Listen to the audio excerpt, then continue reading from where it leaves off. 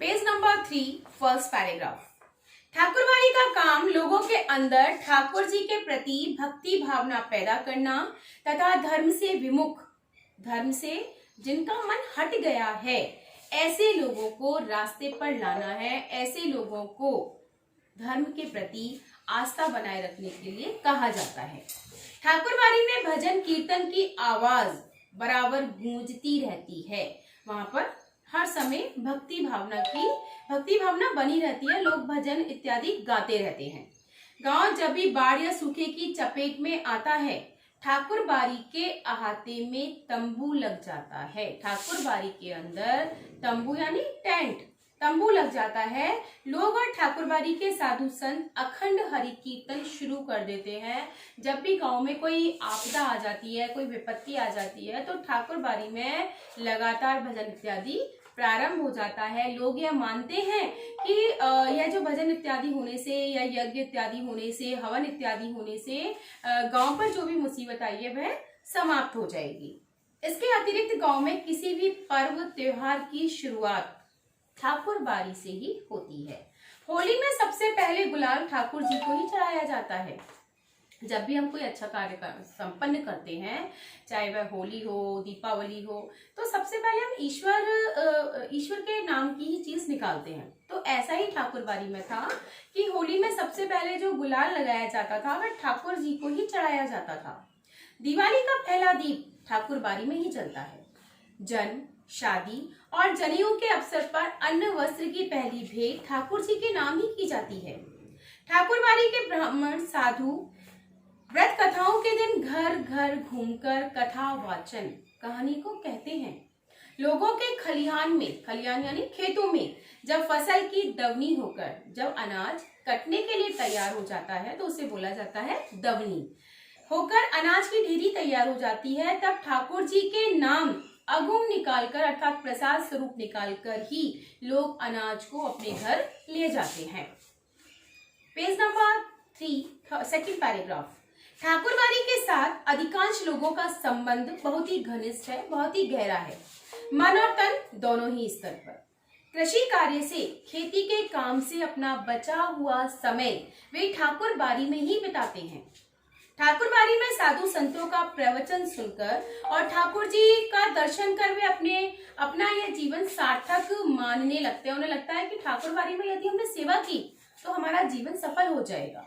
उन्हें यह महसूस होता है, उन्हें यह अनुभव होता है कि ठाकुरबाड़ी में प्रवेश करते ही वह पवित्र हो जाते हैं।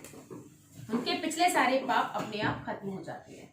उन्हें ऐसा महसूस होता है कि यदि उनके द्वारा कुछ गलत हो गया है, उनसे कुछ पाप हो गए हैं, तो वह ठाकुरबाड़ी में सेवा करने से वह सारे पाप समाप्त हो जाएंगे।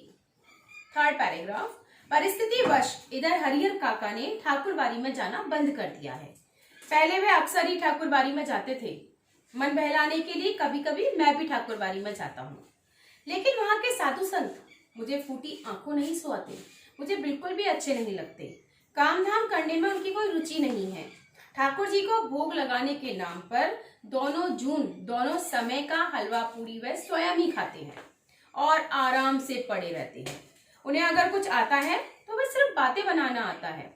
लेखक यहाँ स्पष्ट करना चाहते हैं, क्योंकि ठाकुरबाड़ी बहुत महत्वपूर्ण है, इसलिए लेखक यहाँ बताना चाह रहे हैं कि लेखक भी पहले ठाकुरबाड़ी जाते थे और हरिहर काका भी जाते थे, परंतु वो जैसी परिस्थितियां उत्पन्न हो गई जिसके कारण से हरिहर काका और लेखक दोनों ने ही ठाकुरबाड़ी में जाना छोड़ दिया था। Fourth paragraph. हरिहर काका 4 भाई हैं। यहाँ से हमारी कहानी प्रारंभ हो रही है कि हरिहर काका का परिवार क्या था, हरिहर काका के जीवन में उनके भाई और ठाकुरबाड़ी के महंत, इनकी क्या भूमिका थी। हरिहर काका 4 भाई हैं। सबकी शादी हो चुकी है, सबका विवाह हो चुका है। हरिहर काका के अलावा सबके बाल बच्चे भी हैं, सबके बच्चे भी हैं। बड़े और छोटे भाई के लड़के काफी सयाने हो गए हैं, काफी बड़े हो गए हैं। 2 की शादियां हो गई हैं। उनमें से एक पढ़ लिख कर शहर के किसी दफ्तर में क्लर्की भी करने लगा है, उसकी नौकरी लग गई है। लेकिन हरिहर काका की अपनी देह से कोई औलाद नहीं, लेकिन हरिहर काका की कोई भी संतान नहीं है। भाइयों में हरिहर काका का नंबर दूसरा है। औलाद के लिए, संतान को पाने के लिए, संतान प्राप्ति के लिए उन्होंने 2 शादियां की। लंबे समय तक प्रतीक्षारत रहे, लंबे समय तक उन्होंने इंतजार भी किया, लेकिन बिना बच्चा हुए उनकी दोनों पत्नियां स्वर्ग सिधार गई। उनकी दोनों पत्नियों की मृत्यु हो गई। लोगों ने तीसरी शादी करने की सलाह दी। लोगों ने कहा कि तुम तीसरी शादी कर लो, लेकिन अपनी गिरती हुई उम्र और धार्मिक संस्कारों की वजह से हरिहर काका ने इनकार कर दिया। हरिहर काका ने मना कर दिया कि नहीं, अब मैं शादी नहीं करूंगा। वह इत्मीनान और प्रेम से अपने भाइयों के परिवार के साथ रहने लगे। Page number 4, first paragraph. Harihar काका के परिवार के पास कुल 60 बीघे खेत है। 60 प्रत्येक भाई के हिस्से 15 बीघे खेत पड़ेंगे।